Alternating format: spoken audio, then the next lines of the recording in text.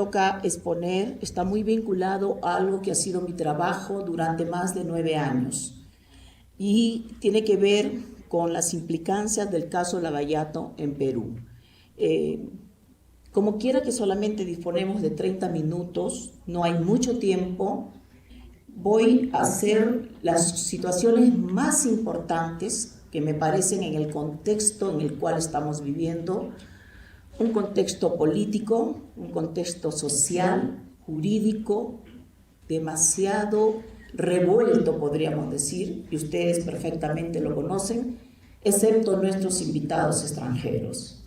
Entonces, en ese contexto, es muy sencillo explicar que ya nosotros hemos tenido una experiencia muy delicada, casi podríamos decir similar, cuando ocurrió el megacaso Fujimori-Montesinos.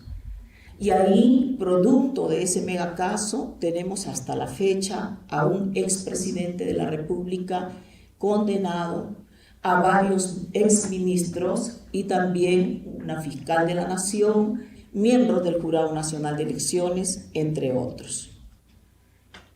Pero, lamentablemente, esta situación de corrupción en el país es una corrupción sistémica, que no ha dado tregua al Poder Judicial, ni al Ministerio Público, ni a la sociedad, que espera que sus autoridades sean personas confiables, que sean personas en las cuales puedan depositar su voto con absoluta tranquilidad, de que serán las personas que llevarán a cabo las obras que necesitan para vivir en paz y con tranquilidad.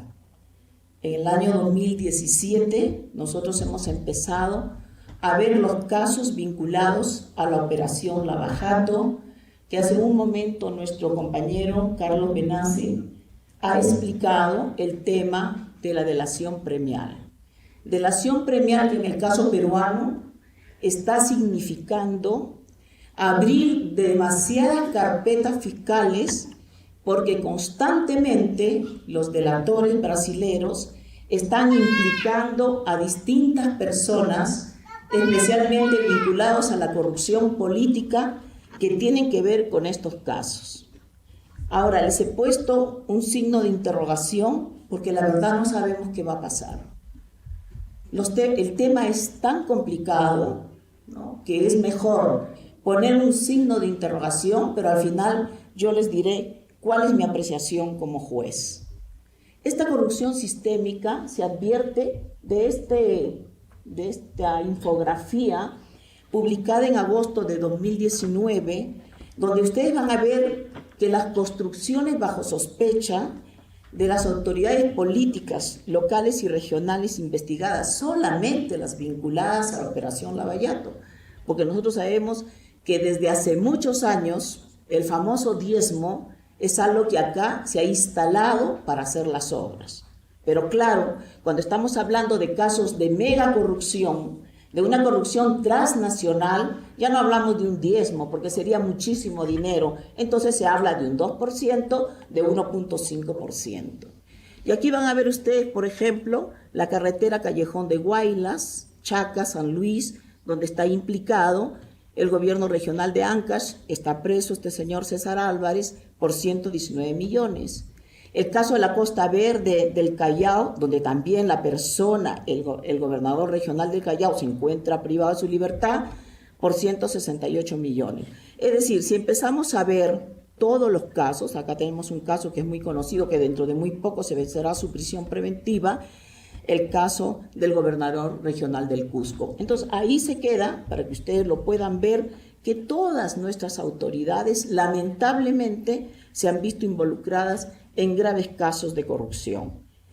Lima y el Callao mueven muchísimo dinero y también sus dos exalcaldes se encuentran implicados. Susana Villarán se encuentra privada de su libertad y el alcalde Castañeda Locio se encuentra con impedimento de salida del país.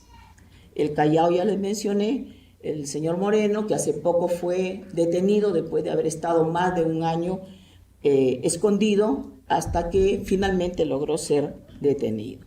Entonces, miren, este es un tema de corrupción política, Pero también tenemos temas de corrupción administrativa de gran nivel, y eso lo ha puesto de relevancia el sistema especializado en delitos de corrupción de funcionarios, ahora fusionado a la Corte Nacional, Corte Superior Nacional, que llegó a detectar a nivel nacional, bajo las reglas del Código Procesal Penal de 2004, 28.000 procesos en trámite. Y la Procuraduría General de la República, la Procuraduría Anticorrupción, aproximadamente 46.000 procesos, entre los que se estaban liquidando y los del nuevo código. Por eso, sin ningún temor, podemos decir que acá, en Perú, se ha instaurado una corrupción sistémica. Y entonces eso nos obliga a decir, entonces, ¿cuáles son los desafíos principales que se nos presentan? En realidad son muchos, pero he cogido por razones de tiempo 5 que me parece que son relevantes. Y son la necesidad de garantizar la autonomía del Ministerio Público, la necesidad de garantizar la independencia del Poder Judicial, la integridad del sistema de justicia en su conjunto, el plazo razonable de la prisión preventiva, la investigación y el proceso penal, y las investigaciones en el Congreso de la República a los altos cargos de la nación. Sin duda, hay muchos más casos, muchos más desafíos que se nos presentan a los fiscales y a los jueces y a la sociedad que espera mucho de nosotros. Pero no podemos abarcar más y vamos a ir al primer desafío, autonomía del Ministerio Público. ¿Qué estamos viendo nosotros acá? El equipo especial de Lavallato, constantemente agredido por ciertos medios de comunicación, no todos, y lamentablemente ejerciendo su trabajo en un ambiente hostil. Porque existe un problema que todos conocemos, que es objetivo, que es el problema en la Junta de Fiscales Supremos, donde lamentablemente 3 de sus fiscales supremos están bajo sospecha de encontrarse vinculados también a actos de corrupción y de crimen organizado. Y de parte de los abogados se les critica constantemente porque hacen investigaciones clandestinas. En segundo lugar, porque tratan de que las declaraciones de los delatores de Brasil o de los propios colaboradores eficaces de Perú, que los hay y bastantes, coincidan con la hipótesis fiscal. Eso es lo que dicen los abogados. Es un tema que en su momento se verá si eso es verdad o no, pero lo que sí también tenemos que ser objetivos es en que, y eso me dirá o que sí o no es verdad nuestro ponente anterior, Carlos Benace, de que es fundamental la confidencia respecto de los delatores eficaces. No es posible que un colaborador eficaz esté en estos momentos declarando y que en los medios de comunicación todos sepamos lo que ellos dicen. A tal punto de que uno de los primeros colaboradores, que podemos decir el nombre porque todos los conocen, porque el colaborador se entiende que no debería conocerse su nombre, Gil Chaví, fue la persona que fue amenazada de quitarle la vida porque había delatado al ex gobernador del Callao. Bien, entonces el terreno es bien movedizo para el equipo Lavallato. Han querido ser removidos hace mucho tiempo y constantemente son quejados. El tiempo que deberían dedicarse a llevar a cabo las investigaciones se lo dedican para hacer los informes de descargo ante los órganos de control. Así no se puede trabajar. Eso es evidente. Desafío número 2, la independencia judicial. Nosotros, en este momento, los jueces, no tenemos las investigaciones, las acusaciones en nuestro poder. Las carpetas fiscales están en poder del Ministerio Público. Por lo tanto, los cuestionamientos que nos pueden hacer vienen de las medidas restrictivas de derecho y de las medidas limitativas. ¿De qué se nos acusa a los jueces? Del abuso de la prisión preventiva. Y claro, ¿cómo no se nos va a acusar si el Poder Judicial ha logrado en medidas limitativas y en medidas restrictivas, lo que no ha hecho ningún país de Latinoamérica donde los casos de corrupción de Lavallato se han denunciado y se vienen conociendo. Colombia, Argentina, Ecuador, Bolivia, Panamá, Guatemala. Si se compara lo que ellos han hecho con lo que ha hecho el equipo Lavallato y el sistema anticorrupción, la diferencia es abismal. Por lo tanto, y no solamente por la cantidad de procesos, lo digo por la calidad de los imputados. ¿Quiénes son los imputados del caso Lavallato? Todos vinculados a corrupción política. Entonces, todos los expresidentes de la República tienen investigaciones abiertas, todos con su mandato de detención. Un expresidente incluso se suicidó. Las cosas son muy delicadas en nuestro país, pero se abusa de la prisión preventiva. Habría que preguntarnos si eso es verdad o no es verdad. Lo que sí podría decirles es que en dos casos relevantes vinculados a un expresidente de la República y a una candidata presidencial, el Tribunal Constitucional ha determinado de que su prisión afectó la debida motivación de las resoluciones. Hablamos del caso Ollantumala y Keiko Fujimori. El caso árbitros no sabemos qué van a decir, de repente va a llegar, porque de aproximadamente 16 pedidos de prisión preventiva, la Sala Penal Especial ha ratificado el de 5 árbitros. Porque como se dudaba de la justicia en el Perú, el arbitraje se presentaba como una solución a los problemas de corrupción. Y lamentablemente también los árbitros estarían, entre comillas, porque eso no se puede violar la presunción de inocencia, implicados en casos de corrupción. Y entonces miren, habría que ver cuáles son los límites del Tribunal Constitucional para ver estos temas de prisión preventiva. Y en este caso, no voy a ir a lo que nosotros como jueces digamos, porque ustedes pueden decir son juez y parte, son interesados. Vamos a ir a lo que dicen los propios miembros del Tribunal Constitucional. Saben ustedes que se requiere de 7 votos conformes, de 4 votos conformes, porque son 7. Se trata de un habeas corpus, ¿no?, contra resolución judicial, y por lo tanto 3 magistrados dijeron que no era correcto lo que se había hecho, porque se estaba hablando de un habeas corpus conexo. ¿Y un habeas corpus conexo qué significa en la jurisprudencia constante del Tribunal Constitucional?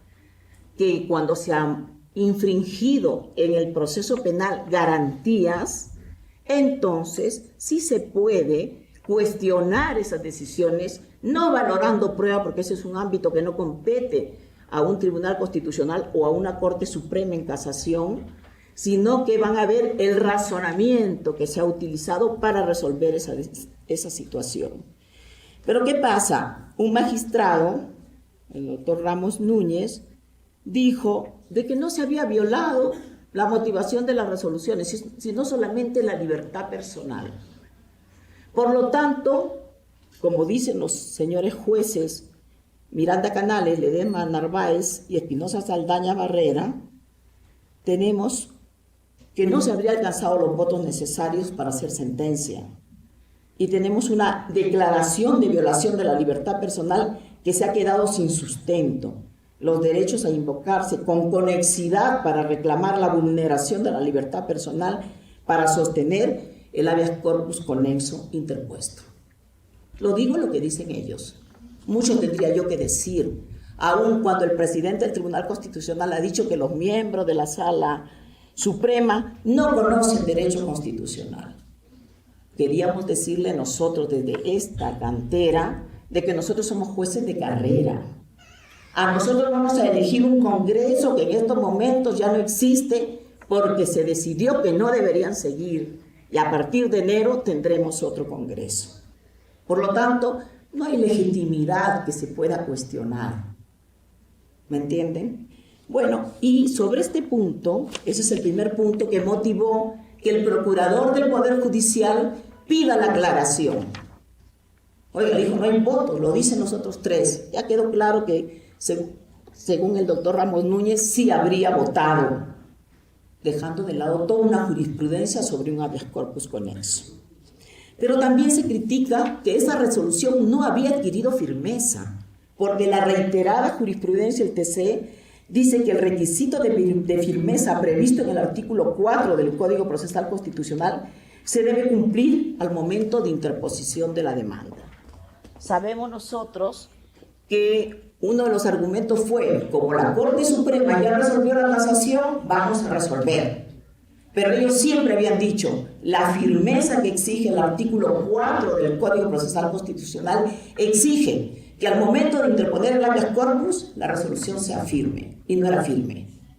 Y se trae abajo una resolución de la Corte Suprema sin haber ejercido el derecho de defensa 5 magistrados de la Corte Suprema.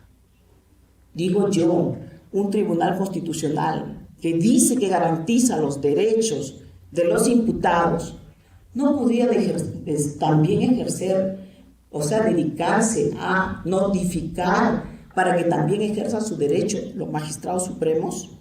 Bueno, se queda ahí. Hay muchas cosas que decir, seguramente saldrán algún colectivo referido a esta sentencia, como en su momento fue criticada la sentencia de Ollantumala. Bien, entonces estos límites del Tribunal Constitucional en realidad tienen que ser claros.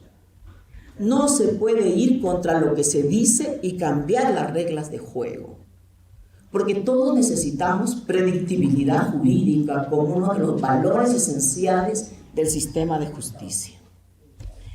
Bien, entonces, como se dice que hay tantas prisiones preventivas, yo me tomaba el trabajo de hacer un cuadro con fuente del Ministerio Público y resulta que de las 720 procesados por corrupción vinculados al caso Lavallato, que son 65 carpetas fiscales, solamente se ha solicitado prisión preventiva y se ha obtenido para 22 personas, 8 que están como no habidos y 1 en proceso de extradición.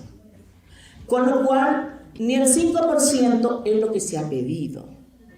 Entonces, miren, Luigi Ferrajoli vino acá a Perú para el aniversario de la Pontificia Universidad Católica, 100 años, y dijo algo que llamó mucho la atención.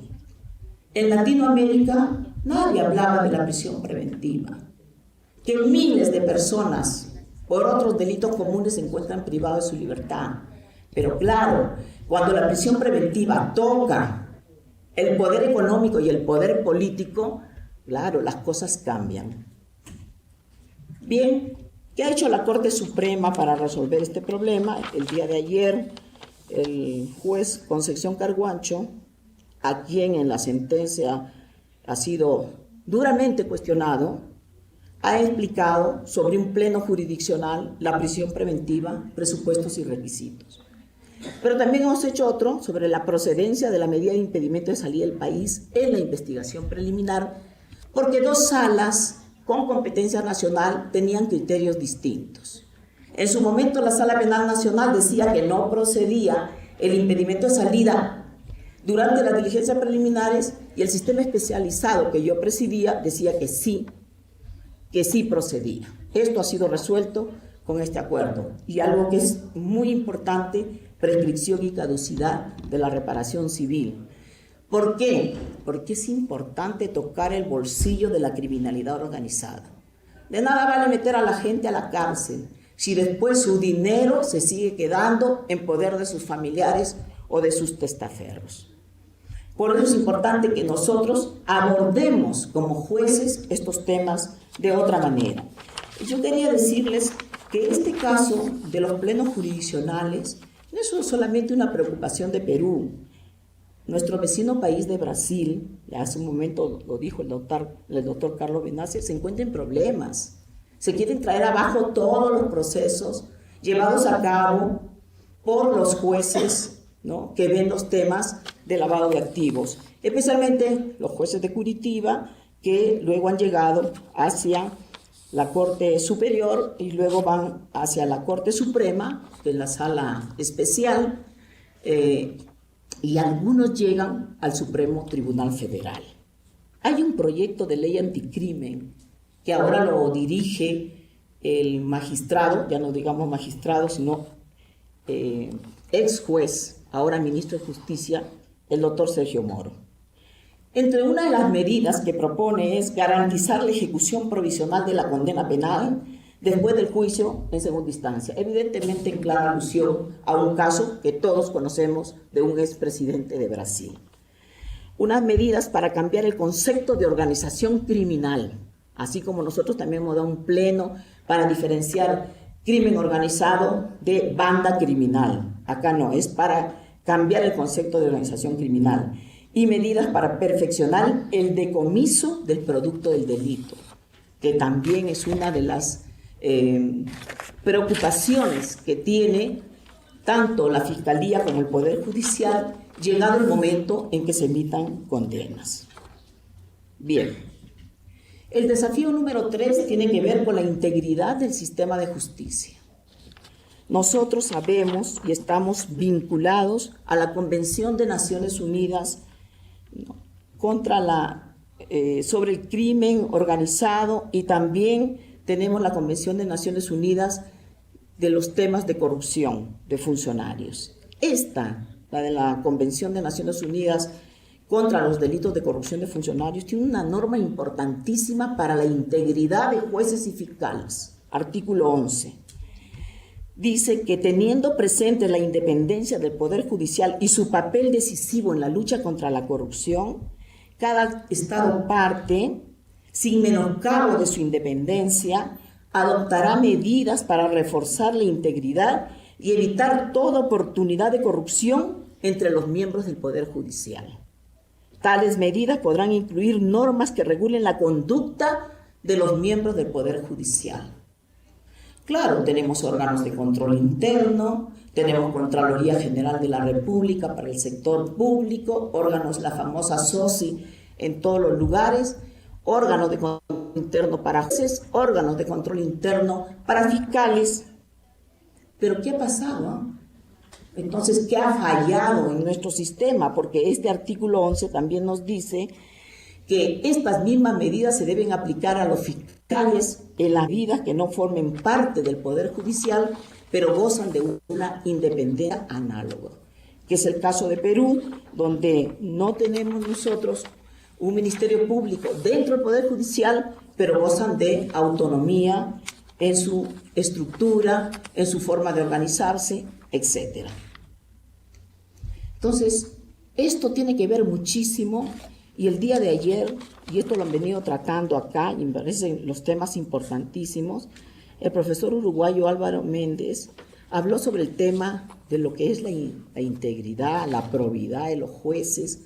Y claro, y hubo uno de los asistentes al evento que dijo algo que es muy importante, el doctor Nelson Ramírez, que acá está presente. Es importantísimo la forma en que se seleccionan a los jueces.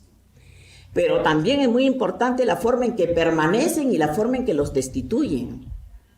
Porque si un órgano de control no es un órgano adecuado, puede servir más bien de un instrumento contra la independencia de los jueces. Y así como debe servir para ver las medidas disciplinarias, también tiene que servir para garantizar nuestra independencia y nuestra permanencia. Y a veces hemos visto que eso no ha pasado, y especialmente en el sistema de selección de magistrados que ha determinado la remoción de los miembros del Consejo Nacional de la Magistratura. Ahora se cambian por una Junta Nacional de Justicia que todavía no puede instalarse, todavía ni se designan a sus miembros, que esperemos que sean los mejores, pues, que sean gente que no esté comprometida y que esté destinada a brindarle al país a los mejores jueces y fiscales, a lo que se merece la población.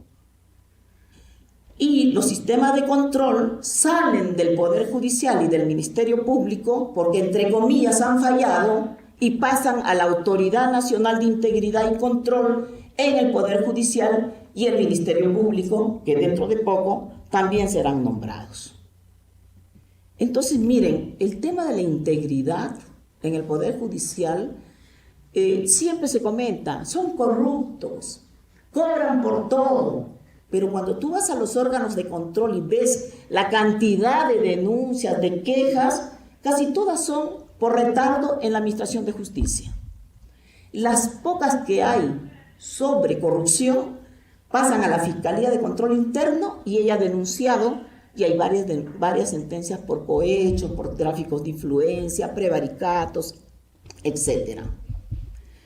Pero hemos tenido una pésima experiencia en julio del 2018, donde ahí sí se ha visto que el crimen organizado ya se infiltró en el sistema de justicia. Y nos estamos refiriendo a los cuellos blancos del puerto.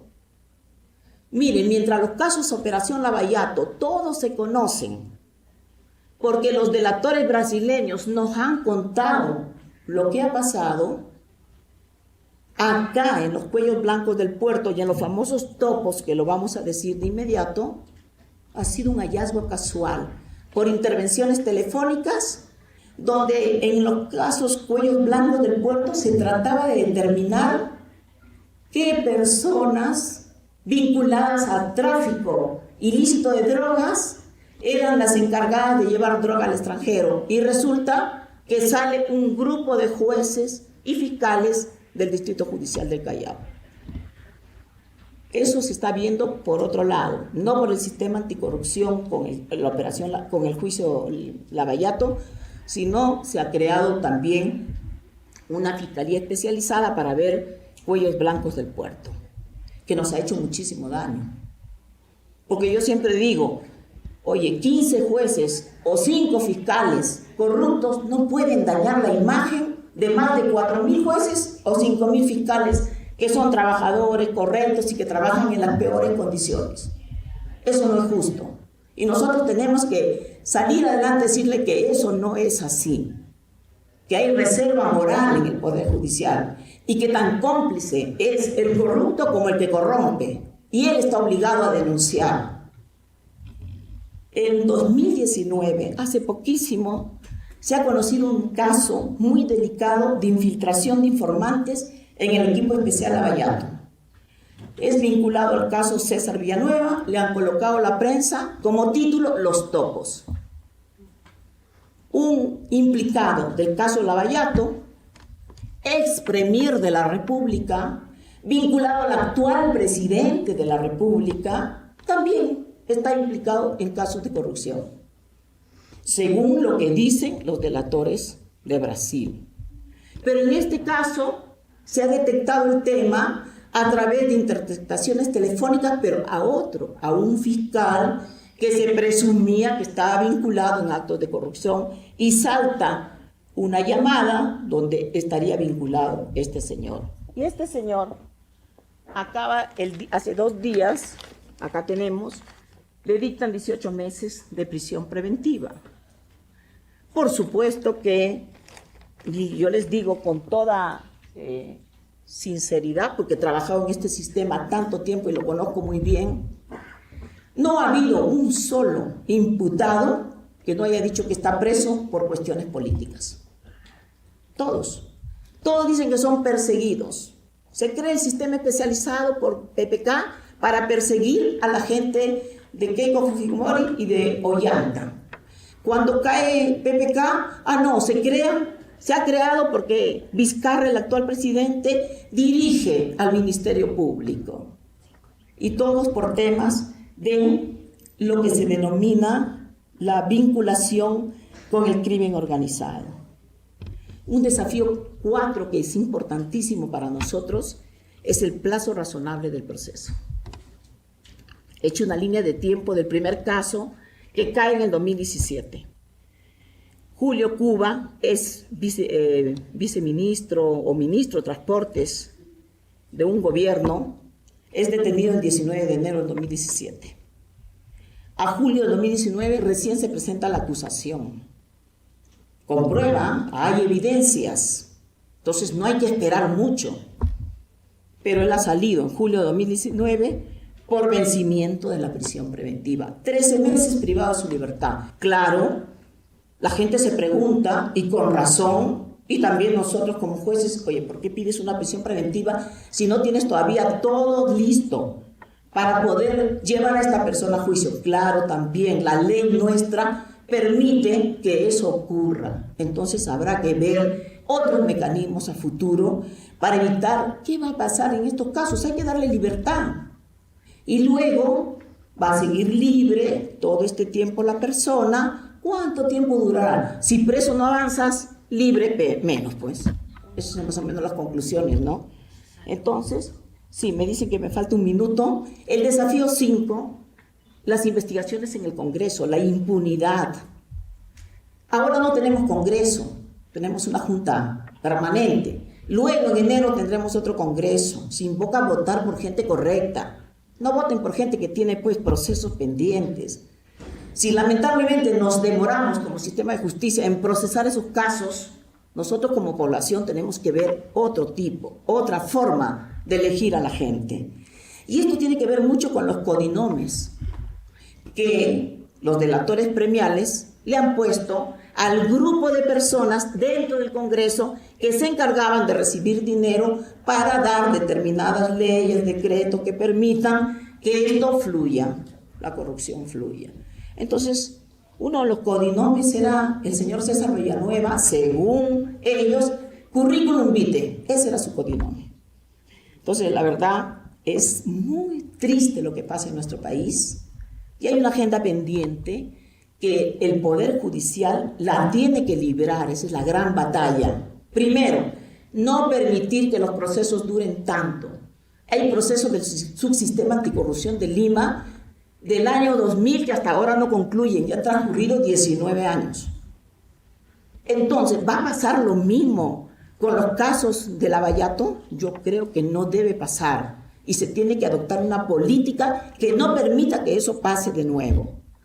El segundo punto, el cuestionamiento a la tipificación de los hechos como lavado de activos. Esa es la gran batalla que tiene el Poder Judicial. ¿Es lavado de activos o era financiamiento ilegal de partidos políticos que en esa época no había y que por lo tanto la conducta era típica? ¿Cómo es? Porque esto es fundamental. Porque como ya casi todos los delitos vinculados, muchos habrían prescrito, excepto colusión, que tiene 15 años, si se opta por una determinada situación, veamos. O de repente también el Tribunal Constitucional entra y habla de la famosa legalidad como principio del derecho penal y bueno, sustituyendo a los jueces, dice que no es. Habrá que esperar. Por eso les puse signo de interrogación. El rol de la Junta Nacional de Justicia es fundamental en lo que se viene. Hay que fortalecer los mecanismos de control, no solamente del Poder Judicial, del Ministerio Público, la SOCIS y la Contraloría General de la República. El dinero se iba en cantidad y nadie lo veía. ¿Qué prevención había? Lo único que vienen acá es cuando ya todo se ha conocido. Esto es represivo, no hay nada preventivo. Hay que fortalecer la transparencia en el Perú, en todos los procesos, en el accionar de los jueces, de los fiscales.